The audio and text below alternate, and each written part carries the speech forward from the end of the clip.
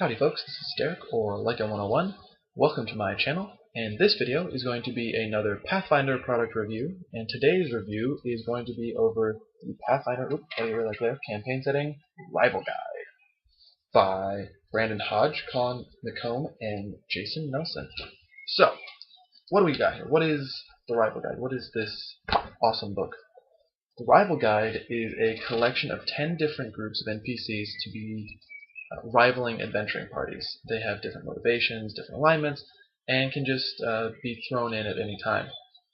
The 10 different groups are as follows: the Argent Blades, CR 13, Children of Steel, CR 23, the Dust Coven, CR 19, Hands of Slaughter, CR 11, Hellblood Corsairs, CR 21, Kodar Kneecappers, CR 7, Marrow Reavers, CR 12, Night Harrows, CR 17, Poisoned Lodge, CR 9, and the Queen's Hand, CR 15.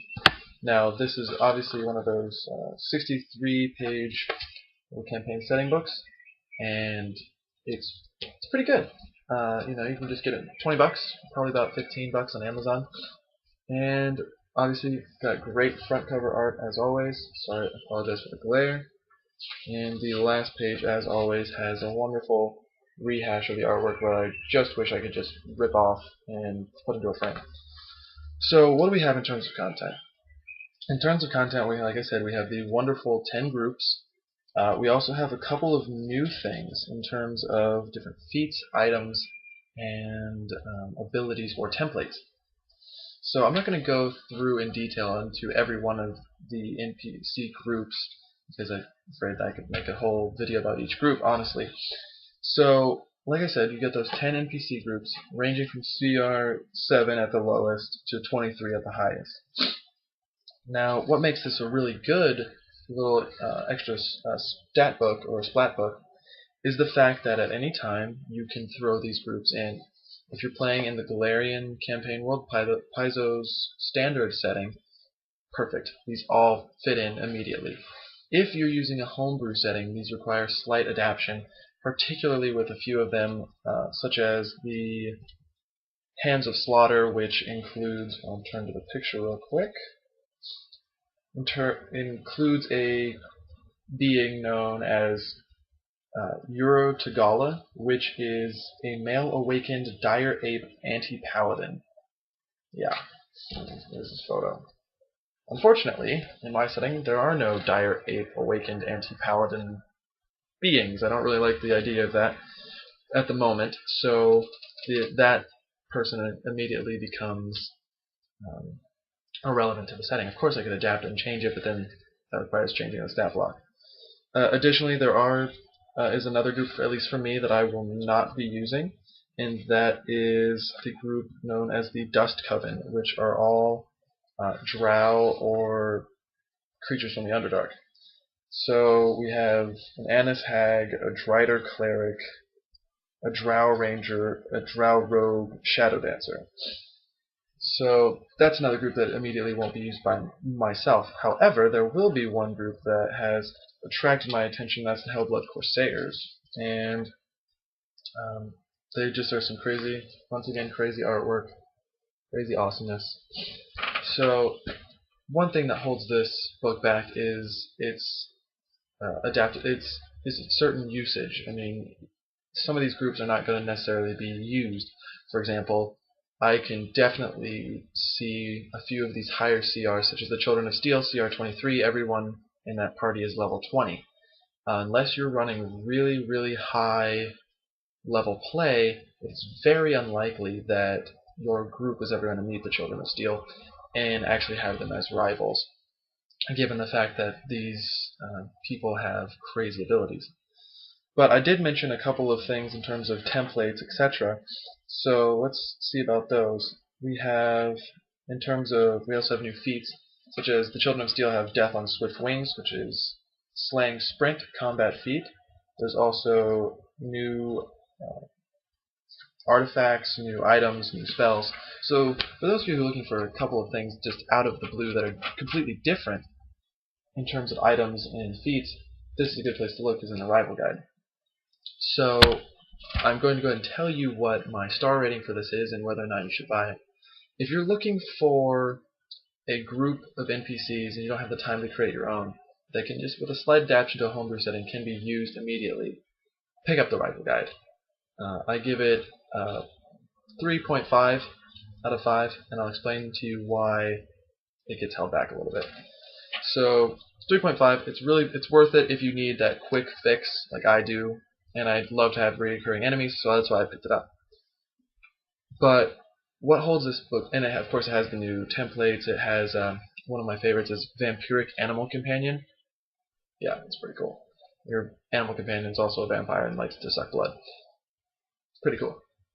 So what holds this book back, though, like I said, is sometimes you have to adapt it to the homebrew settings in order to get the best out of it.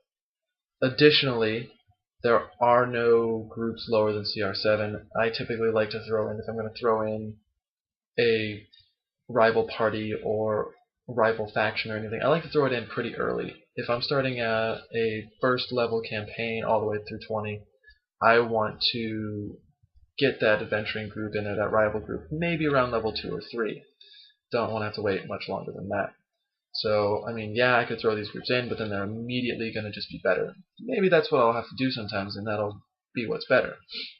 The other thing that holds this book back for me is the fact that every single group in the Rival Guide has either 3 or 4. Actually, I will check real quick because it's pretty sure that they're 1, 2, 3, 4. Nope, I misspoke. Every group in this book has 4 people, 4 entities in their group. No more, no less.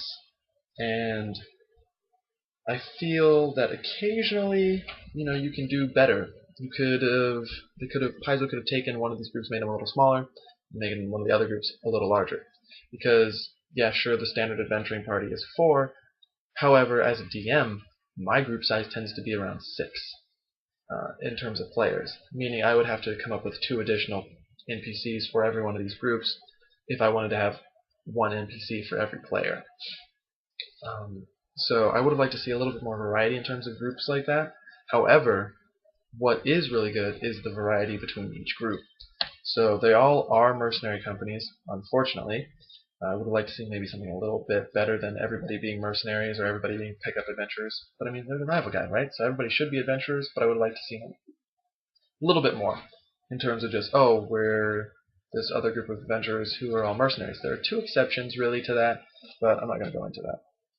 So one of the things I would like to point out in terms of another template as I was flipping through comes in the form of something that I'm very impressed with from the Knight Heroes, and that is Adgriff Yotterby. Here's his photo.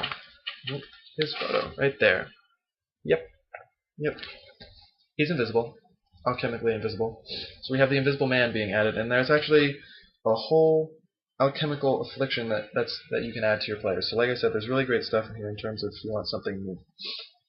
So overall, 3.5. What holds it back is the versatility of some of the characters needing to be poured over to a homebrew. That knocks off half a star because it's not going to be necessary for everybody. So that would have made it 4. And then lastly, I would have liked to see more group creativity. Everybody in this, like I said, with the exception of 2 groups, is a mercenary group. They all have their own agenda. They all have their own thought process behind why they do what they do. But they all are mercenary groups. They all are adventuring groups that are just, doing their own thing. I would have liked to see, maybe they're an adventuring group that is doing this because of X reason, not just because, they're doing it to adventure or trying to increase their names, their popularity. So this has been Derek Lycan 101, another Pathfinder product review, Rival Guide. Pick it up if you're interested and have been teetering back and forth. I think it's a great product. I'm glad I picked it up, despite what I've said is the drawbacks. More than happy with the product, and will definitely be using it and incorporating some of these, rival groups into my settings. So players, beware. You've been warned. The Rival Guide coming your way. Thanks for watching, guys. I'll see you next time.